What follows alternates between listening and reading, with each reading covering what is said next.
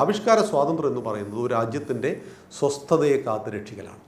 ആ രാജ്യത്തിൻ്റെ സമാധാനത്തിനും ശാന്തിക്കും വിലങ്ങുതടിയായി നിൽക്കുന്ന ഒന്നും ആവിഷ്കാരത്തിൻ്റെ പരിധിയിൽ വരില്ല. അങ്ങയുടെ മൂക്കിൻ്റെ അടുത്ത് വരെയാണ് ചൂണ്ടാൻ അവകാശം, മൂക്ക് തൊടാൻ അവകാശമില്ല. ആവിഷ്കാര സ്വാതന്ത്ര്യം, ഭക്ഷണ സ്വാതന്ത്ര്യം, എന്നാൽ പിന്നെ സഖാക്കൾ ഒരു ഉടുമ്പിനെ കൊന്നുന്നട്ടെ.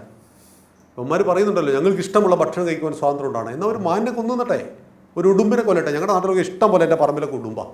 കഴിഞ്ഞ ദിവസം ഞങ്ങളുടെ വളയം പഞ്ചായത്തിൽ നിന്ന് കിണറ്റിൽ വീണ പന്നിയെ എടുത്തിട്ട് തിന്നു. 6 മാസമായിട്ട് ഇപ്പം ജയിലില്ല. 6 മാസം കഴിഞ്ഞാലേ ജാമ്യം കിട്ടുള്ളൂ. ഇഷ്ടഭക്ഷണം കഴിച്ചതാ സഖാക്കളാണ് മിക്കവാറുള്ളത്. അപ്പോൾ ഇഷ്ടഭക്ഷണം കഴിക്കാൻ ലോകത്തിൽ ഒരിടത്തും സ്വാതന്ത്ര്യമില്ല. നിങ്ങൾക്ക് സൗദി അറേബ്യയിൽ പോയിട്ട് പന്നി മാംസം വേണമെന്ന് പറഞ്ഞ് നടക്കില്ല. പന്നിയുടെ ആഗ്രഹമൊക്കെ നിങ്ങൾ ഇവിടുന്ന് ഉപേക്ഷിച്ചിട്ട് പോകണം സൗദിയിലേക്ക്, അവിടെ നടക്കില്ല. ഇഷ്ടഭക്ഷണം കഴിക്കാൻ ലോകത്തിൽ എവിടെയും സ്വാതന്ത്ര്യമില്ല. അങ്ങനെ ഒരു സംഭവമേ ഇല്ല. അതുപോലെ 24 സംസ്ഥാനങ്ങളിൽ പശുവിനെ കൊല്ലുന്ന നിരോധനമുണ്ട്. അതിൽ 21 സംസ്ഥാനങ്ങളിലും ഗോവധ നിരോധനം കൊണ്ടുവന്ന് കോൺഗ്രസ്സാണ്.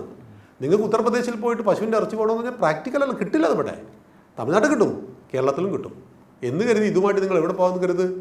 മധ്യപ്രദേശിലും ഉത്തർപ്രദേശിലും ഗുജറാത്തിലും പോകാൻ നിൽക്കരുത്. ഓരോ നാട്ടിനും ഓരോ നിയമങ്ങളില്ലേ. നിങ്ങൾ സൗദി അറേബ്യയിൽ പോകുമ്പോൾ സൗദി അറേബ്യ ഇസ്ലാം മത വിശ്വാസ പ്രകാരം ജീവിക്കുന്ന രാജ്യമാണ്. അവിടെ പോയിട്ട് പന്നിയുടെ ബിരിയാണി വേണമെന്ന് പറയരുത് നിങ്ങൾ. സൗദി അറേബ്യ പോലും ഇപ്പം മാറുകയാണ്, പാതയിലാണ്.